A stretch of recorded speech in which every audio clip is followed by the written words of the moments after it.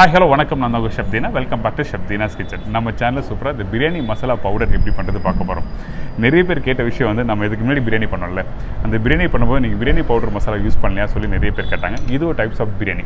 இது நார்மலாக வீட்டில் ஒரு ஈஸி மெத்தடில் எப்படி பண்ணுறது இதுக்கு முன்னாடி சொல்லி கொடுத்தோம். இதுக்கு அப்புறம் வந்து நிறைய பிரியாணி நம்ம பண்ண போகிறோம்.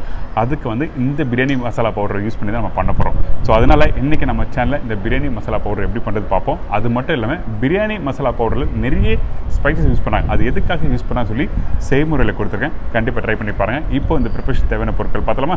பிரியாணி பவுடருக்கு தேவையான பொருட்கள்: கிரீன் கருமம் 15 நம்பர், லவங்கம் 10 நம்பர், பிளாக் கருமம் 4 நம்பர், ஜாவித்ரி பூ 4 நம்பர், கல்பாசி 5 gram, nutmeg 1, star anise 2 number, மராட்டி மூக் 6 நம்பர், சின்னமன் ஸ்டிக் 2 நம்பர், பிரிஞ்சி இலை 5லேருந்து 6 நம்பர், ஷாய் ஜீரா 1 டேபிள் ஸ்பூன், முழு தனியா 2 டேபிள் ஸ்பூன், கசகசா 1 டேபிள் ஸ்பூன்.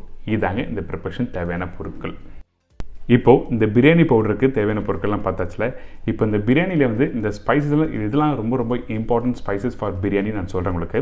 இப்போ பாருங்கள், நார்மல் பிரியாணி நீங்கள் வீட்டில் பண்ணுறீங்கன்னா வந்து இந்த பிளாக் கடமும் அதுக்கப்புறம் க்ரீன் கடமும் நட்மேக் மேஸ் லவங்கம் இது மட்டும் போட்டால் போதும்.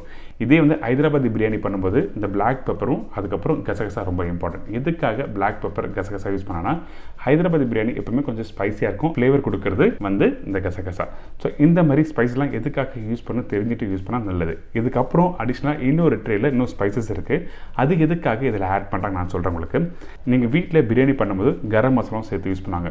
ஸோ அந்த டைமில் இந்த மாதிரி முழு தனியா, பட்டை, பிரிஞ்சலை, ஷாய் ஜீரா, கல்பாசி, மராட்டி மூர்க், ஸ்டார் அனீஸ் இதெல்லாம் யூஸ் பண்ணும்போது வந்து நீங்கள் கரம் மசாலா யூஸ் பண்ணக்கூடாது. எதுக்காகன்னா இது ஒரு ஸ்ட்ராங்கான ஒரு ஃப்ளேவர் கொடுக்கும். அதனால வந்து இதை யூஸ் பண்ணக்கூடாது. இப்போ இது எல்லாத்தையும் ஒன்றா போட்டு தான் வந்து நம்ம வந்து இந்த ஹைதராபாதி பிரியாணி மசாலா பவுடர் பண்ண போகிறோம். இது எப்படி பண்ணுறது பார்ப்போம். பாருங்கள், இந்த ஷாய் ஜீரா ரொம்ப இம்பார்ட்டன்ட். ஷாய் ஜீரா வந்து உங்களுக்கு சொல்கிறேன், இந்த நார்மல் சீரகத்துக்கும் இந்த ஷாய் சீரகத்துக்கும் வந்து என்ன வித்தியாசம் கேட்டால், இந்த ஷாய் சீரகம் வந்து நம்மளுக்கு வந்து ஒரு மைல்டான ஒரு ஸ்பைசஸ். இதில் வந்து கொஞ்சம் இனிப்பு தன்மை கொடுக்கும். இங்கெல்லாம் வந்து கேஷ்நட் அப்புறம் ஸ்வீட்னஸ், அதாவது இனிப்பாக யூஸ் பண்ணுற ப்ரிப்பரேஷன் இடத்துல வந்து இந்த ஷாய் ஜீரகம் யூஸ் பண்ணுவாங்க. ஸோ இந்த மாதிரி நிறைய விஷயம்லாம் இருக்குது. இப்போ வந்து ப்ரிப்பரேஷன் நம்ம ஸ்டார்ட் பண்ணலாம். இப்போ நம்ம ஒரு பேன் வச்சுருக்கோம். இந்த பேனில் வந்து ஃபஸ்ட்டு வந்து ஹை ஃப்ளேமில் வச்சு நீங்கள் பேன் சூடு பண்ணக்கூடாது. மீடியமான ஃப்ளேமில் சூடு பண்ணிவிட்டு அதுக்கப்புறம் லோ ஃப்ளேம் போகணும். எந்த ஒரு ஸ்பைசஸ் பவுடர் நீங்கள் வீட்டில் பண்ணும்போது கண்டிப்பாக லோ ஃப்ளேம் வச்சா நீங்கள் வந்து வறுக்கணும். எதுக்காக கேட்டிங்கன்னா, உங்களுக்கு வந்து அந்த பவுடர் வந்து ஃபைன் பவுடராகும். அது மட்டும் இல்லாமல் எந்த அளவுக்கு பொறுமையாக நீங்கள் வீட்டில் ரோஸ்ட் பண்ணிடுங்களோ அந்த ஃப்ளேவர் நல்லா எடுத்து கொடுக்கும். அந்த ஸ்பைசஸோட ஃப்ளேவர் எடுத்து கொடுக்கும். அதனால தான் லோ ஃப்ளேமில் வச்சு நீங்கள் வறுக்கணும்னு சொல்கிறேன். இப்போ நம்மக்கிட்ட இருக்க அந்த லவங்கம், கருப்பு ஏலக்காய், க்ரீன் கடமும், மேஸ், பிளாக் பெப்பர், அப்புறம் இந்த கசகசா இதெல்லாம் போட்டு ஃபஸ்ட் லைட்டாக வறுத்துருங்க. கசகசா ரொம்ப ரொம்ப இம்பார்ட்டன்ட். நீங்கள் வந்து ஃபஸ்ட்டு பேனில் போட்டு கொஞ்சம் லைட்டாக கோல்டன் ப்ரௌன் வந்து போய் தான் மற்ற இன்க்ரீடியன்ஸ்லாம் ஆட் பண்ணணும். எதுக்காக கேட்டிங்கன்னா, இந்த கசகசா வந்து நீங்கள் டேரெக்டாக மிக்சியில் போட்டு அரைக்கும் போது உங்களுக்கு ஃபைனாக பவுடர் ஆகாது. நீங்கள் இதே வந்து நார்த் சைடில் பார்த்தீங்கன்னா, நீங்கள் வந்து இந்த கசகசாக்கு பதிலாக வந்து நிறைய பேர் வந்து இந்த மாதுளை போடுவாங்க, காஞ்ச மாதுளை போடுவாங்க. நீங்கள் காஞ்ச மாதுளை வந்து, அதாவது காஞ்ச மாதுளை விதை போடுவாங்க.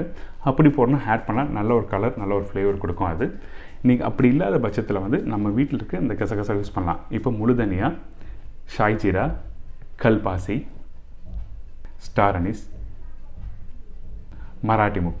இந்த மராட்டி மூக்கு வந்து நான் 6 நம்பர் சொல்லியிருக்கேன். இதே கொஞ்சம் பெரிய சைஸாக இருந்ததுன்னா உங்களுக்கு வந்து ஒரு 3 நம்பர் இல்லை 2 நம்பர் போட்டால் மட்டும் போதும். அதுக்கப்புறம் இந்த சின்னமன் ஸ்டிக். இந்த சின்னமன் ஸ்டிக் வந்து நீங்கள் ஒரு 3 இன்ச்சு இல்லை 4 இன்ச்சில் வந்து நீங்கள் சைஸ் பார்த்து நீங்கள் போடுங்க. அதுக்கப்புறம் பிரிஞ்சி இலை. இந்த பிரிஞ்சி எல்லாம் போட்ட பிறகு லைட்டாக நீங்கள் கோல்டன் ப்ரௌனில் நீங்கள் வறுக்கணும். ரொம்ப ரொம்ப இம்பார்ட்டன்ட். நீங்கள் பண்ணும்போது வந்து லோ ஃப்ளேமில் வச்சு நீங்கள் வறுக்கணும். லோ ஃப்ளேமில் வச்சு வறுத்தா தான் உங்களுக்கு வந்து அந்த ஸ்பைசஸ் பவுடர் வந்து நல்லா வரும். அதே டைமில் வந்து ஹை ஃப்ளேமில் வச்சு நீங்கள் வறுத்திங்கன்னா உங்களுக்கு வந்து கலர் மாறும். அதே டைமில் அந்த லைட்டாக அந்த போனான ஸ்மெல் வரும். ஸோ அதனால தான் உங்களுக்கு ஸ்லோ ஃப்ளேம் வச்சு வறுக்கணும்னு சொல்கிறேன். இப்போ பாருங்கள், இப்போ கையில் எடுத்த அந்த கல்பாசி அதுக்கப்புறம் வந்து அந்த பிரிஞ்சியெல்லாம் வந்து கொஞ்சம் லைட்டாக நீங்கள் கையில் க்ரஷ் பண்ண முடியாது. இதே வந்து வறுத்த பிறகு நீங்கள் கையில் எடுத்திங்கன்னா நல்லா தூள் தூளாக உடையும். ஸோ அந்த அளவுக்கு நீங்கள் நல்லா வறுத்துருக்கணும். நீங்கள் அப்படி வறுக்கும் போது கொஞ்சம் லைட்டாக அந்த கலர் மாறிச்சு பவுடர் பண்ணி எடுத்து வச்சுட்டுன்னு சொன்னீங்கன்னா, நீங்கள் பிரியாணி பண்ணும்போது ப்ரிப்பரேஷன் பண்ணும்போது அந்த டைமில் மேலே போடுவீங்க அந்த பவுடர். அந்த பவுடர் போடும்போது உங்களுக்கு லைட்டாக அந்த கசப்பு தன்மைலாம் வரும். ஸோ அதனால தான் ஸ்லோ ஃப்ளேம் வச்சு நீங்கள் வறுக்கணும்னு சொல்கிறேன். அதுக்கப்புறம் இந்த பவுட்ரு மசாலா வந்து, அதாவது இந்த பிரியாணி பவுடர் மசாலா எப்படி நீங்கள் பிரியாணி வீட்டில் பண்ணும்போது யூஸ் பண்ணலாம்னு சொல்கிறேன். நீங்கள் இந்த பிரியாணி பவுடர் மசாலா டேரெக்டாக வந்து நீங்கள் சிக்கனில் மட்டன்லேயும் போட்டு அப்படி பண்ணக்கூடாது. அதாவது பண்ணக்கூடாதுன்னா, நீங்கள் நார்மலாக யூஸ் பண்ணுற சில்லி பவுடர், தனியாத்தூள், அதுக்கப்புறமும் மஞ்சத்தூள்லாம் யூஸ் பண்ணுவாங்க சில பேர். ஸோ இதெல்லாம் நீங்கள் போட்டு குக் பண்ணிவிட்டு நீங்கள் அந்த ரைஸ் வந்து வெந்து வர டைமில் அந்த பிரியாணி பவுடர் கொஞ்சம் போடணும். அதுக்கப்புறம் வந்து ரைஸ் போட்டு தம் போடுவாங்களே, அதாவது மூடி போடுவாங்க பார்த்தீங்கன்னா, அந்த டைமில் லைட்டாக மேலே போட்டு நீங்கள் க்ளோஸ் பண்ணி தம் பண்ணால் உங்களுக்கு அந்த ஃப்ளேவர் எடுத்து கொடுக்கும். இந்த பவுடரை வச்சு நீங்கள் மெயினாக வந்து ப்ராப்பராக ஃபுல் ப்ரிப்பரேஷன் குக் பண்ணக்கூடாது. நீங்கள் அடிஷ்னலாக இந்த பவுடரை போட்டால் தான் உங்களுக்கு அந்த ஃப்ளேவர் கொடுக்கும். இப்போ வந்து நல்லா வறுத்து எடுத்துட்டோம், கையிலே எடுத்திங்கன்னா உங்களுக்கு நல்லா க்ரஷ் ஆகும்.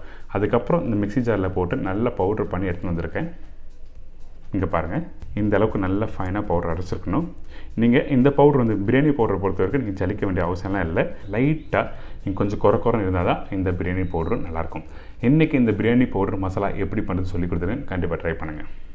ஏனுங்க இப்போ இந்த பிரியாணி மசாலா பவுடர் எப்படி பண்ணுறது எல்லாருக்கும் ஈஸியாக செஞ்சுருக்கோம். கண்டிப்பாக வீட்டில் ட்ரை பண்ணி பாருங்கள். அது மட்டும் இல்லாமல் இனிமேல் வரப்போகிற ப்ரிப்ரேஷன், அதாவது பிரியாணி ப்ரிப்ரேஷனில் வந்து இந்த பவுடர் எங்கே யூஸ் பண்ணணும் எங்கே யூஸ் பண்ணக்கூடாது சொல்லி தெளிவாக உங்களுக்கு சொல்வேன்.